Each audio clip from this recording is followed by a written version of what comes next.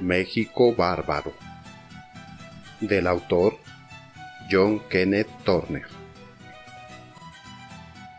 Capítulo 12. Críticas y comprobaciones.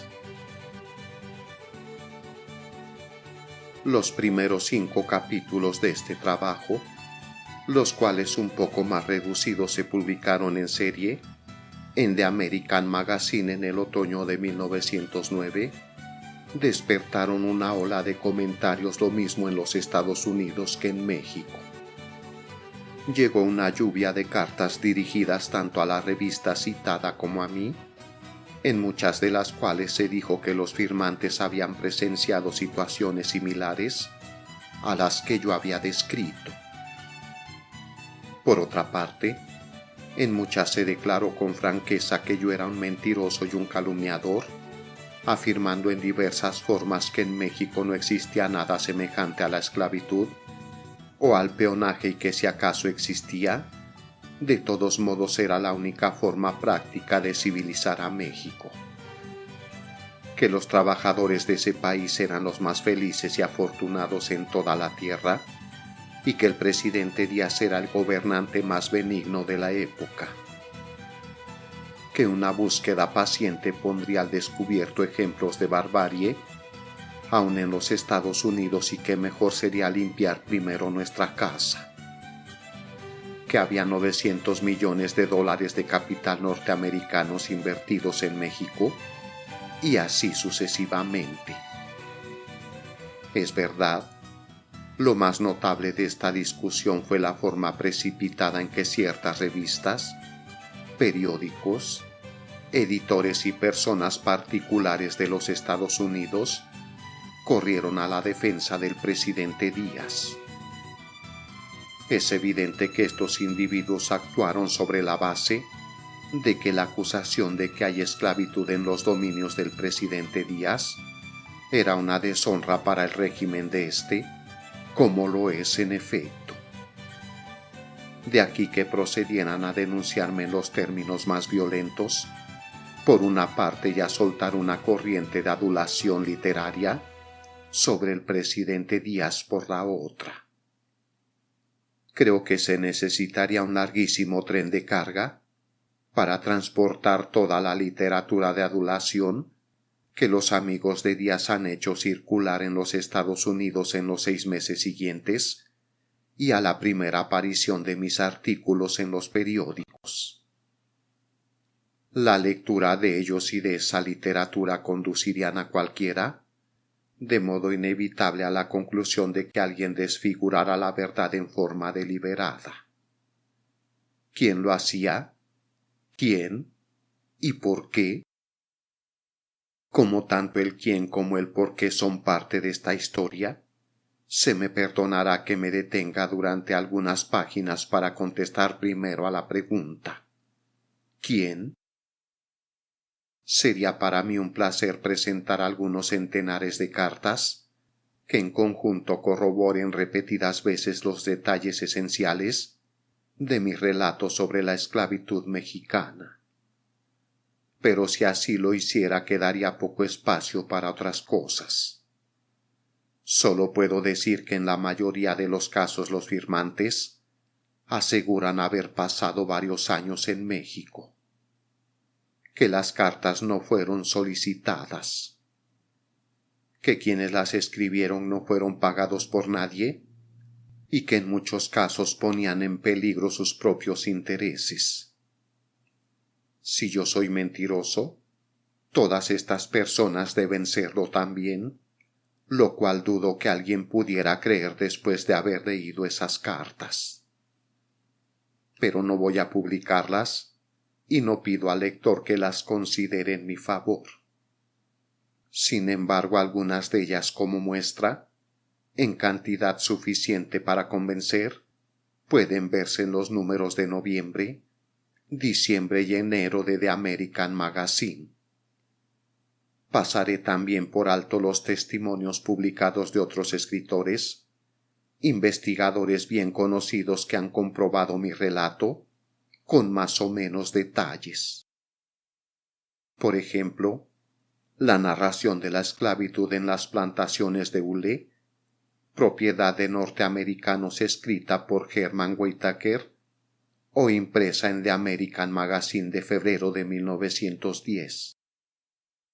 Los relatos sobre la esclavitud en Yucatán, por los escritores ingleses Arnold y Frost, en el libro Un Egipto Americano, citados extensamente en The American Magazine, de abril de 1910. La comprobación que voy a presentar aquí está tomada por entero de mis censores, personas que empezaron a negar la esclavitud o a paliarla y que acabaron por admitir la existencia de los aspectos esenciales de esa institución. Para empezar con la clase menos importante de testigos, tomaré primero las afirmaciones de varios norteamericanos, dueños de haciendas que corrieron a la imprenta a defender el sistema de su amigo Díaz. Entre estos se halla S. Gould, administrador de la hacienda hulera San Gabriel, en el istmo de Tehuantepec. En varios periódicos se ha citado con largueza al señor Gould, especialmente en el San Francisco Boletín, donde se habla de la absoluta inexactitud de mis escritos. He aquí algunas de sus explicaciones tomadas de este periódico. Como administrador general de San Gabriel, envió 2.500 pesos a mi agente en la ciudad de Oaxaca, en cierta época donde abre una oficina de empleos y solicita un grupo de 75 hombres. Al trabajador se le paga un promedio de 50 centavos mexicanos por semana hasta que su deuda con la compañía queda liquidada. La compañía no está obligada a pagarle esta cantidad, pero lo hace así para tenerlo contento. Se le puede contratar por periodos de 6 meses a 3 años. En este lapso, si el trabajador es razonablemente industrioso y ahorrativo, no solo habrá pagado su adeudo, sino que al hacerse la liquidación, saldrá con dinero en el bolsillo. El resumen es este. La esclavitud del peón en México podría llamarse esclavitud en el sentido más estricto de la palabra. Pero mientras el trabajador se halla bajo contrato con el propietario de la hacienda, se le está haciendo un bien inestimable. Son los dueños de las haciendas los que impiden que los peones en general, seres humanos inútiles sin oficio, se conviertan en una carga pública. Sin saberlo quizás, cierran el paso a elementos irresponsables y sin ley, enseñando a los peones a usar los brazos y la cabeza. El señor Edward H. Thompson fue cónsul norteamericano en Yucatán durante muchos años. El señor Thompson posee una hacienda nequenera. Aunque yo no lo visité, me informaron que tenía esclavos en las mismas condiciones que los demás reyes del Enequén. Indudablemente, después de la publicación de mi primer artículo, el señor Thompson dio a conocer una larga declaración que apareció en muchos periódicos y por esto supongo que empleó a un sindicato de redactores para hacerla circular. El señor Thompson empezó por denunciar mi artículo como injurioso en sus afirmaciones y absolutamente falso en muchos detalles. Pero le hace lo que el señor Thompson mismo dice que son los hechos. Reducido a sus más sencillos términos, y visto el asunto sin el deseo de producir un artículo sensacional para una revista, la llamada esclavitud se convierte en un arreglo contractual entre ambas partes. ¿El indígena necesita el dinero o cree que lo necesita mientras que el patrón necesita el trabajo del sirviente indígena? Al peón endeudado se le mantiene más o menos, de acuerdo con los términos del contrato verbal e implícito, según el personal entendimiento del patrón o de su representante. Esta situación general es la misma que existe en todas las grandes industrias de nuestro país, tanto como en Yucatán. No trato de defender el sistema de trabajo por deudas. Es malo en teoría y peor en la práctica. Es malo para el hacendado porque distrae un capital que de otro modo podría emplearse en desarrollar los recursos de la hacienda. Es peor para el peón porque a causa del sistema se acostumbra a confiarse demasiado en la poderosa protección de su patrón acreedor. Si se leen estas líneas con discernimiento, se observará que el señor Thompson admite que en Yucatán prevalece la esclavitud por deudas. Admite que existe un sistema similar en todo México. Admite que es un sistema que no puede defenderse. Entonces, ¿por qué lo defiende? El señor C. B. Cooper, negociante norteamericano en bienes raíces, escribió en el Portland Oregonian que leyó mis artículos con entretenimiento mezclado con indignación y concluye que estaban muy exagerados. Pero admitió algunas cosas. Dijo: la ley mexicana sobre peonaje estipula que si un sirviente, por cualquier razón, está endeudado con su patrón, tiene que permanecer con él y pagar la deuda con su trabajo, mediante un jornal que se conviene entre el patrón y el empleado. Pero, señor Cooper, si el empleado tiene que permanecer con su patrón, ¿cómo puede éste protestar respecto al jornal que según usted se conviene? Con mucho candor, el señor Cooper explica la libertad del peón del modo siguiente: no hay nada obligatorio en el servicio que presta. Si no le gusta lo que le rodea, o el trato que recibe, está en perfecta libertad de obtener el importe de su deuda de cualquiera y abandonar la hacienda. ¿De quién cualquiera, señor Cooper? Ah, la dulce, dulcísima libertad de México. Es muy lamentable que el señor Cooper haya manchado el sonrosado cuadro que pinta al admitir la cacería humana como parte del sistema. Pero así es. Si un hombre se escapa, podemos hacer que lo regresen si el importe de su adeudo vale la pena. Los gastos de su captura los paga la hacienda y se agregan a la cuenta del peón.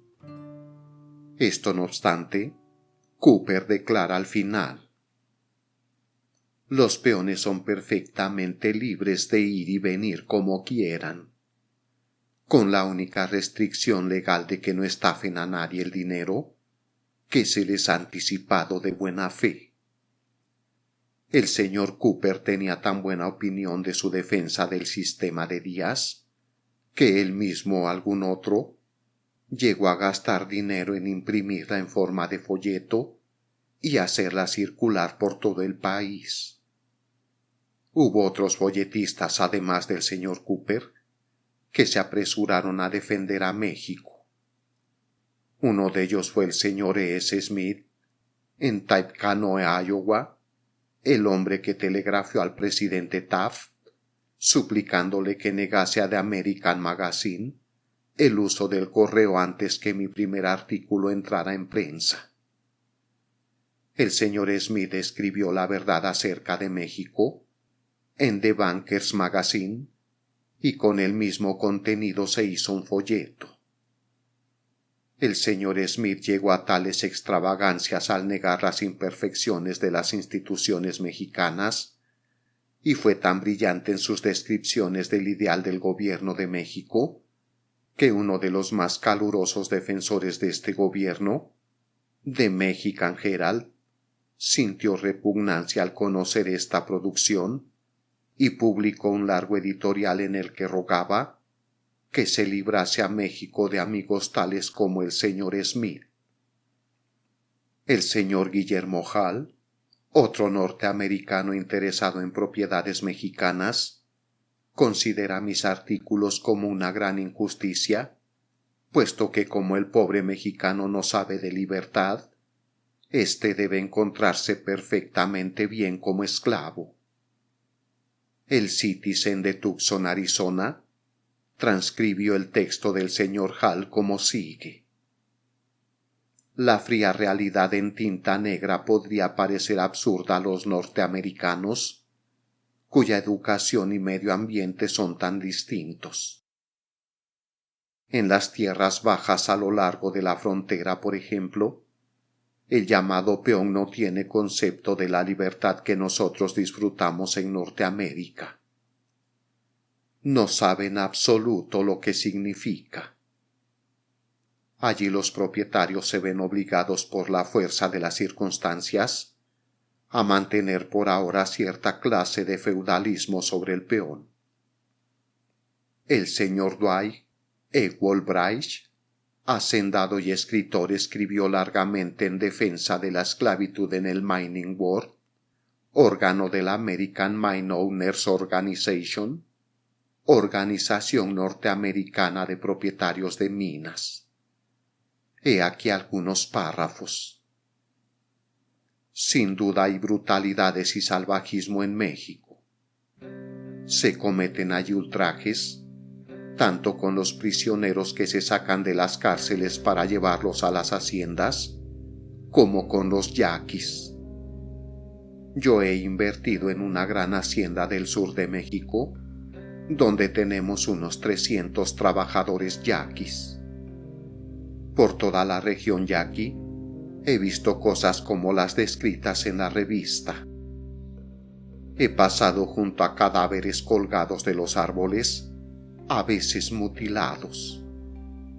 He visto centenares de yaquis pacíficos encerrados en cárceles para ser conducidos a las haciendas de Yucatán, de Tabasco, de Veracruz. He oído cosas peores. Existe cierta clase de peonaje en México. Puede llamarse esclavitud si se quiere, sin ir muy lejos de la verdad.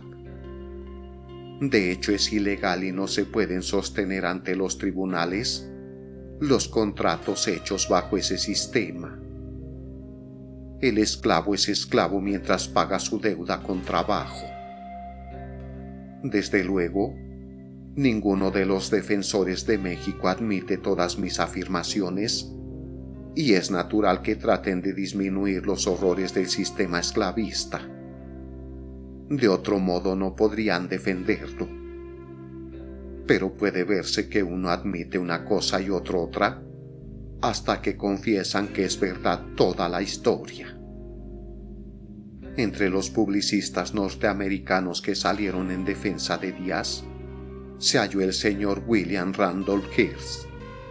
El señor Hearst envió a México a un escritor, Othman Stevens, a recoger material para probar que ese país no es bárbaro. El señor Stevens trató de llevar a cabo con valentía la misión que se le había confiado, pero al juzgar el sistema de esclavitud por contrato, tuvo que admitir la mayoría de mis apreciaciones esenciales y solo pudo hacer la defensa con el pretexto de ser una necesidad del capitalismo. Algunas de sus confesiones, tal como aparecieron en el Cosmopolitan Magazine de marzo de 1910, son las siguientes. Para compensar estas perspectivas de los incipientes avances industriales, existe un sistema de trabajo por contrato, y este sistema en México es una mala institución. El aspecto repulsivo a nuestros ojos se halla en que mientras el trabajador se contrata voluntariamente, la ley otorga al patrón el derecho de actuar sobre la persona física de aquel para hacerlo cumplir. En teoría, no se puede presentar ningún argumento en favor del trabajo por contrato. Si un enganchado se rebela, o es insolente o flojo, el palo en mano del capataz de la cuadrilla se hace sentir en sus espaldas y de este modo pronto entiende que tiene que cumplir su contrato. Si se escapa, se paga un premio de $10 a quien lo haga regresar. Le quitan su ropa y lo visten con un costal al que le han hecho unos agujeros para que por ello saque los brazos y las piernas. La defensa de este sistema escrita por el señor Stevens, tal como se publicó en la revista mencionada, es como sigue. Fuera de las limitaciones de una controversia dogmática, solo hay un aspecto que convierte un abuso en derecho, y es la necesidad. La aplicación legal de un contrato mediante el uso de la fuerza física sobre la persona es de por sí reprobable. Por otra parte, la legislación que prohibiera hoy el trabajo en esos términos acarrearía males mayores, pues destruiría la inversión de millones, retardaría el muy benéfico y rápido desarrollo de la región más rica de este continente, sino del mundo, y por reflejo, causaría mayores daños al mismo pueblo que se trata de ayudar que la continuación indefinida de las actuales condiciones. Esta es exactamente la lógica que empleaban los esclavistas, dueños de las plantaciones de algodón en los estados del sur de los Estados Unidos, antes de la Guerra Civil. Es difícil que convenza a quienes no tengan dinero invertido en las haciendas mexicanas que utilizan enganchados. No quiero cansar al lector, pero aparte del hecho de que he sido atacado de modo tan violento, tengo una razón para profundizar un poco más en este asunto de las críticas y confirmaciones. Trasladémonos al propio México para leer los mismos periódicos que son pagados con cantidades específicas cada semana, a cambio de fabricar una opinión pública favorable al presidente Díaz y a su sistema. En la Ciudad de México hay 2 diarios impresos en inglés, el Herald y el Daily Record. Ambos son prósperos y bien editados, y fervientes defensores del gobierno mexicano actual. El Herald específicamente ha denunciado mis artículos en muchas ocasiones. Creo que puedo presentar no menos de 50 recortes de este periódico, en los que en una forma o en otra ha tratado de poner en duda en la misma campaña de defensa, desde la primera aparición de México Bárbaro. Ambos periódicos han publicado escritos que han confirmado mis cargos de manera convincente. El 23 de octubre de 1909, el Daily Record se atrevió a publicar el artículo del Dr. Luis Lara Pardo, uno de los más conocidos escritores mexicanos, en el que admitió que mis denuncias eran ciertas. Serán suficientes algunas líneas de dicho artículo, dijo el Dr. Lara Pardo. El régimen de esclavitud continúa bajo la protección de las leyes de préstamos. Los peones son vendidos por un hacendado a otro, con el pretexto de que el dinero anticipado debe pagarse. En la misma capital de la República se ha traficado con carne humana. En las haciendas, los peones viven de la manera más horrible. Están amontonados en alojamientos más sucios que un establo y son maltratados. El hacendado ejerce la justicia por su propia mano sobre el peón y a éste se le niega hasta el derecho de protestar. El temor de verse enganchado, muy común entre la gente del pueblo común, probaría no solo que el sistema es general, sino que lleva aparejada grandes penalidades. El 6 de enero de 1910, el Mexican Daily Record publicó una noticia que demostró la veracidad de esto y también denunció un procedimiento por el que el gobierno les hace el juego a los enganchadores. Sin su encabezamiento, la noticia dice: hay 100 trabajadores enganchados para trabajar en los campamentos de construcción del ferrocarril de Veracruz al Pacífico. Se hallan acampado cerca de la estación de Buenavista debido a que no han querido firmar un contrato formal y a que la ley prohíbe que se les traslade a otro estado sin ese contrato. El gobernador Landa y Escandón se negó ayer tarde a acceder a la petición de R.P. Davis y F. Villademoros, firmantes de una solicitud para que permitiera embarcar a los trabajadores. Con sus mujeres e hijos y todas sus propiedades materiales forman un abigarrado campamento cerca de la estación. En su petición, Davis y Villademoros manifiestan que la empresa del ferrocarril está sufriendo grandes pérdidas por la detención de los trabajadores y que muchos de estos temen que si firman contratos serán embarcados a las plantaciones de azúcar y café y retenidos hasta la terminación de los periodos especificados. El gobernador Landa negó la petición basándose en que la ley requiere esa formalidad para proteger a los trabajadores, mientras que la razón para prescindir de ella no parecía lógica. El Mexican Herald proporciona mayor confirmación que el Mexican Record. Al comentar las denuncias de México Bárbaro, el 27 de agosto de 1909, aquel periódico dijo en su página editorial: en este diario durante años recientes, así como en muchos periódicos mexicanos, se han tratado con toda franqueza los abusos del sistema de peonaje y el maltrato de los enganchados o trabajadores por contrato en algunas regiones. El inteligente gobernador de Chiapas ha denunciado los males del peonaje en su estado y ha recibido el agradecimiento de la prensa patriótica del país. Ninguna persona con ideas de justicia y bien informada trata de negar que hay algunos puntos oscuros en las condiciones del trabajo agrícola. Hacia la misma época, Paul Hudson, gerente general del periódico, fue entrevistado en Nueva York, donde expresó que mis exposiciones no admiten negación categórica.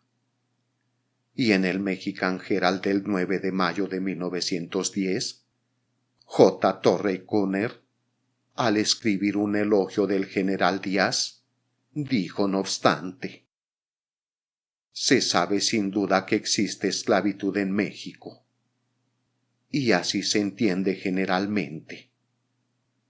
En febrero de 1909, en una nota editorial sobre la situación política en el estado de Morelos, el Mexican Herald llegó al extremo de admitir que algunos peones endeudados habían sido muertos por sus amos.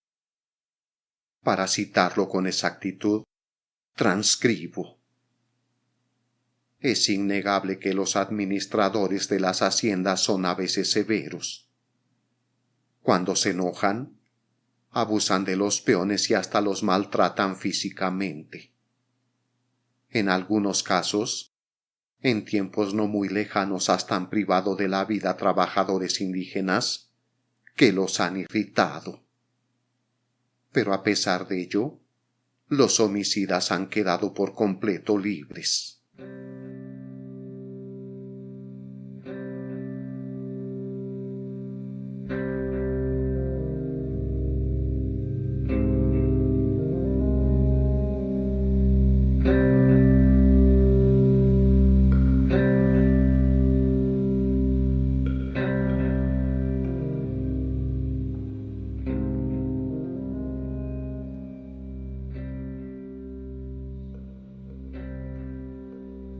El 27 de agosto de 1909, en un artículo titulado El enganchado, el Herald expresó en parte: a los enganchados se les guarda de la manera más cuidadosa pues siempre existe el peligro de que se escapen a la menor oportunidad.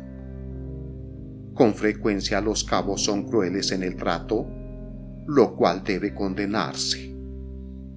No está de más mencionar aquí los abusos que, según se dice, han sido cometidos contra los enganchados. El trato es tan brutal contra algunos hombres que estos han muerto. La violación de las mujeres, la privación de medios para que los obreros se bañen y las condiciones insalubres de sus casas que les producen molestas enfermedades. Ningún hacendado que conozca la historia verdadera del sistema o los hechos que ocurren en el interior de las haciendas vecinas negará por un momento que los peores relatos de los enganchados son ciertas. Los hacendados no aceptan el trabajo enganchado porque les guste, ni lo prefieren sobre algún otro por bajo que sea. Pero tiene ciertas ventajas, como un hacendado me dijo con un raro tono de voz. Una vez que los ha conseguido son suyos y tienen que hacer lo que usted quiera. Si no lo hacen, puede usted matarlos. Tal confirmación proviene de un subsidiado apoyador del propio sistema. Sería más bien embarazosa para aquellos individuos que han sido tan celosos en anunciar públicamente que la pintura que yo hice de la esclavitud mexicana era pura invención. Puede verse que mi exposición de la esclavitud mexicana no fue la primera que circuló con letras de molde. Tan solo fue la primera que circuló con amplitud y ha sido mucho más detallada que cualquier anterior. La pequeña nota que acabo de citar admite prácticamente como ciertos todos los peores aspectos de que yo he tratado en mis artículos. He aquí una noticia ordinaria recortada del Mexican Herald del 20 de mayo de 1909. Se dice que Ángel Contreras Enganchado, perteneciente a una buena familia, fue brutalmente asesinado al haber sido apaleado hasta morir en las cercanías del ingenio de San Francisco, municipalidad del Naranjal. Los periódicos locales afirman que ya se han cometido otros crímenes similares en ese lugar. Esta es la primera información que tuve de que se mataba a los hombres a palos en los ingenios azucareros de México. Presento enseguida una noticia tomada del Mexican Herald que describe mejor que yo lo hice en el capítulo 4 uno de los métodos de los enganchadores para que caiga el pez en la red. El periódico publica la noticia como si se tratara de un acontecimiento inusitado. Yo lo reproduzco íntegro porque es típico. La única diferencia en este caso consiste en que se rescató a la víctima y el agente enganchador fue encarcelado durante 1 o 2 días, dada la casualidad de que la víctima había sido empleado de la Secretaría de Relaciones Exteriores. Si las autoridades desearan acabar con este género de secuestros de hombres como el Herald quisiera hacer creer, ¿por qué no arrestaron a los encargados de las otras casas de enganchadores, que encontraron y libertaron a los prisioneros? He aquí la noticia con sus encabezados y completa. Muchacho de 16 años atrapado aquí. La Alameda. Escenario de su secuestro por un español para llevarlo a la oaxaqueña. Los contratistas proyectaban enviar al muchacho a una hacienda de norteamericanos. Cuando Felipe Hernández, agente de una empresa de contratistas de trabajadores, comúnmente llamados en México enganchadores, encontró a la Alameda Benito Juárez de 16 años de edad, la tarde del miércoles y lo condujo con brillantes promesas de trabajo, y remuneración acompañarle a una casa de la calle de la Violeta, Hernández cometió uno de los errores más grandes de su vida. Por negarse a permitir al joven Benito que saliera de la casa una vez que había entrado en ella, violó una de las leyes federales y ahora está detenido en la Quinta Comisaría para responder del cargo de detención ilegal. Hernández declaró que él es empleado de Leandro López, que está consiguiendo trabajadores para la oaxaqueña Plantation Company, empresa norteamericana que explota una extensa hacienda en el istmo de Tehuantepec, en los límites del estado de Veracruz, no lejos de Santa Lucrecia. Ambos enganchadores son españoles. El paradero del muchacho Benito Juárez no se pudo saber en definitiva hasta que la tarde de ayer, cuando se obtuvo su libertad a requerimiento del subcomisario Bustamante, de la Quinta Comisaría, quien más tarde arrestó a Hernández, después de que el muchacho había rendido su declaración en la comisaría. ¿Cómo se engañó al muchacho? En la tarde del miércoles, cerca de las 2 p.m., el joven Benito, que había estado trabajando con su madre vendedora de pan, estaba sentado en una de las bancas de la Alameda, cuando, de acuerdo con su relato, se le acercó Hernández y en forma amable le preguntó si deseaba un trabajo con 1.50 pesos al día. El hombre le explicó que se trataba de un trabajo en una fábrica de alcohol cerca de la ciudad y que el puesto era algo así como tomador de tiempo u otro trabajo de oficina. El muchacho estuvo conforme y fue invitado a acompañar a su nuevo amigo a la calle de la Violeta, donde se arreglarían los detalles de su empleo. En el camino se detuvieron en una tienda de ropa barata, donde Hernández compró un sombrero de palma de 20 centavos, una blusa de 50 centavos, un par de sandalias y un par de pantalones. Al llegar a la casa de la calle de la Violeta, el joven Juárez recibió órdenes de ponerse las prendas de peón y dejar su propio traje de buen género. En la casa en que se halló había otros 3 o 4 hombres en la misma situación que él, quienes le hicieron saber que ahora era un trabajador por contrato, destinado a una plantación en tierra caliente. Sus amigos lo buscan. Hasta hace poco tiempo Benito había estado empleado como mozo en la Secretaría de Relaciones Exteriores, cita en el Paseo de la Reforma, y el traje que cambió por las ropas de peón era uno bastante bueno que había usado mientras estuvo allí. Gracias a la actitud caritativa de su antiguo jefe en esa oficina del gobierno, pudo hallar la libertad después de su involuntaria detención en la calle de la Violeta. La madre del muchacho, Ángela Ramos, que vive en el número 3 de la calle de Zanja, esperaba encontrarse con su hijo en la Alameda, donde él aguardaba cuando llegó Hernández. Al no verlo, hizo algunas pesquisas y recabó informes de que lo habían visto irse con un hombre que se suponía era enganchador, por lo que inmediatamente buscó a Ignacio Arellano, empleado en el edificio de Relaciones Exteriores, y le contó sus tribulaciones. Se acude a la policía. El señor Arellano, acompañado por Alfredo Márquez, empleado de la Secretaría de Fomento, consiguió las direcciones de 3 establecimientos comúnmente llamados casas de enganchadores, ubicados respectivamente en las calles de Moctezuma, Magnolia y Violeta. Sus gestiones, tal como las relataron ayer a un representante de The Herald, fueron más o menos las mismas en cada una de las casas, con los siguientes resultados.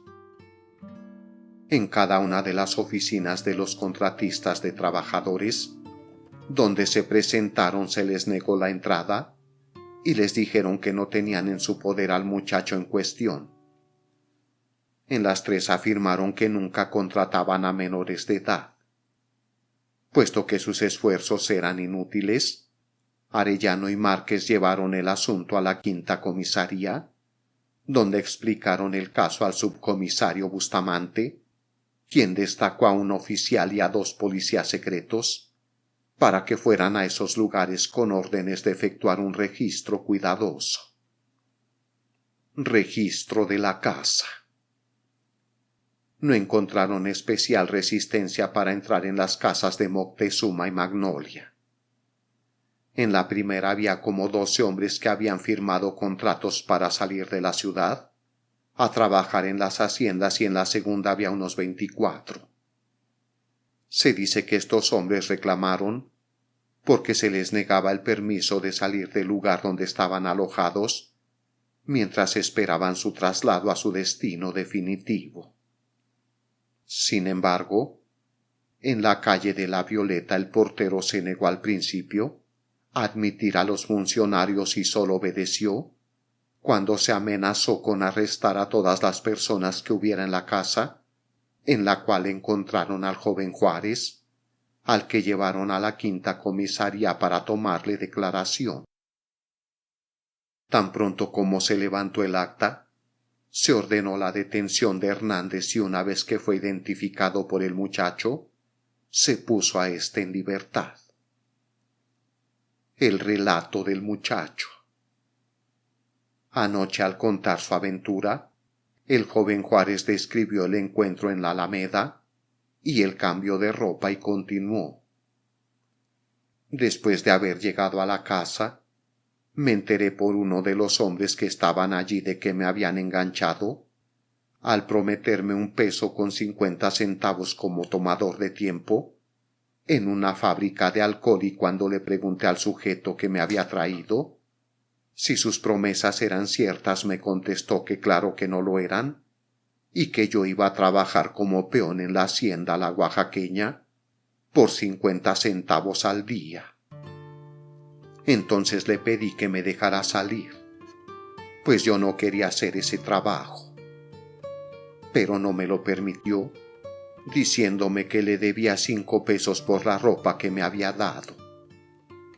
Antes de eso, le dije que tenía que pedir permiso a mi madre para irme. Me contestó que tenía mucha prisa, de modo que escribí una nota para ella y se la di a él para que la entregara. Más tarde me dijo que mi madre había leído la nota y que había dado su permiso.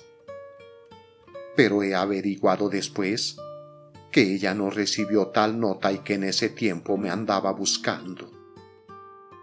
Me dieron 1 peso con 5 centavos como anticipo de mi paga, y a la mañana siguiente 25 centavos para comprar alimentos que se vendían en la casa. Todo este dinero me lo cargaron a cuenta para pagarlo después que fuera a trabajar, cosa que supe antes de dejar aquella casa. El desayuno me costó 13 centavos y fue de chicharrones con chile, mientras que la comida, un plato de sopa, me costó 12 centavos. No había cena. Después que me encerraron en la casa, llegaron un hombre y una mujer. Esta llevaba a un niño de 1 año. Allí estaba todavía. La gente de esa casa se ha quedado con mi ropa. Pero de todos modos estoy muy contento de haberme librado de ir a tierra caliente. No firmé ninguna clase de contrato. Ni siquiera vi uno, y no sé si los otros que están allí habrán firmado contratos. Todos decían que les habían negado el permiso de dejar la casa mientras no pagaran el dinero que les dijeron que debían. Buen trabajo de la policía. Desde que los funcionarios de policía de la 5ª comisaría recibieron la primera noticia de la infracción a la ley del trabajo hasta que Hernández fue capturado y procesado, esta actividad ha demostrado fuera de toda duda ¿Cuán lejos están las autoridades y el gobierno de entrar en convivencia para cometer abusos contra los trabajadores, como se ha acusado a este país? La ley mexicana establece la pena de 5 años de prisión por delitos de este carácter contra menores y expresamente prohíbe la contratación de menores de edad y que éstos se comprometan a trabajar. Como no hay detención sin el debido proceso, parece segura la perspectiva de un fuerte castigo para Hernández si las afirmaciones del muchacho son correctas, pues probablemente servirá de ejemplo para escarmiento de otros contratistas dispuestos a no tener cuidado en sus métodos.